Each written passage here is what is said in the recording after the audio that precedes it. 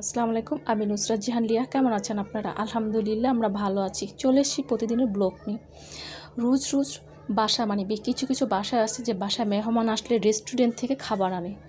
কিছু খাবার না হয় বাসায় বানিয়ে দিই মেহমানদের সামনে, বুঝতেই পারবে না যেটা বাসা বানানো না রেস্টুরেন্টের। আসুন দেখাই, শেয়ার করি সেই রকম একটা রেসিপি, আইসক্রিমের লাচ্ছি। এখানে নিয়ে নিয়েছি আইসক্রিম। এই তো আইসক্রিমটা কিন্তু মোটামুটি অনেকটাই শক্ত আছে আর কিছুটা গলে গেছে। আজকের রেসিপিটাই হবে এই আইসক্রিমটা দিয়ে। নিয়ে নিয়েছি ভ্যালেন্ডারের ঝাড়ের মধ্যে দিয়ে দিচ্ছি আইসক্রিম।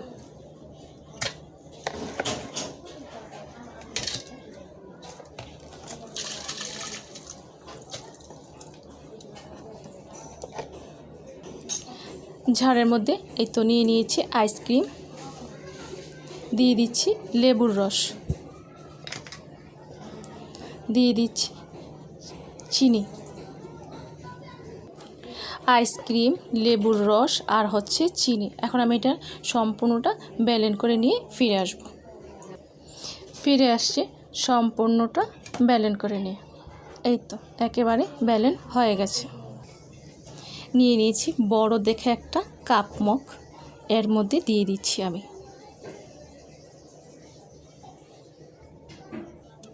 একেবারেই রেডি। দিয়ে দিচ্ছি ছোট্ট একটা পাইপ। আশা করি ঘরে থাকা আইসক্রিম দিয়ে এইরকম আইসক্রিমের লাচ্ছিটা বানিয়ে ফেলবেন। রোজ রোজ রেস্টুরেন্টে না যেয়ে এক কাপ না হয় বাসায় বানিয়ে খান। আর আমার এটা কিন্তু অনেক বড় কাপ মগ। আশা করি আজকের এই আইসক্রিমের লাচ্ছিটা আপনাদের খুব ভালো লাগবে।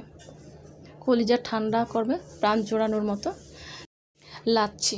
আশা করি এইরকম লাচ্ছি বাসার সবাইকে নিয়ে খাবেন। আর যদি মেহমান আসে এরকম করে বানিয়ে দিবেন, বুঝতেই পারবে না যেটা রেস্টুরেন্ট থেকে আনছেন না বাসায় বানিয়েছেন। ভালো লাগলে কমেন্টস করে জানাবেন, সাবস্ক্রাইব করে দেবেন, আমার পাশে থাকবেন আর আমাকে অনেক অনেক সাপোর্ট করবেন। আজ এই পর্যন্তই। সব ভালো থাকেন, সুস্থ থাকেন, আবার আসবো। আল্লাহ হাফেজ।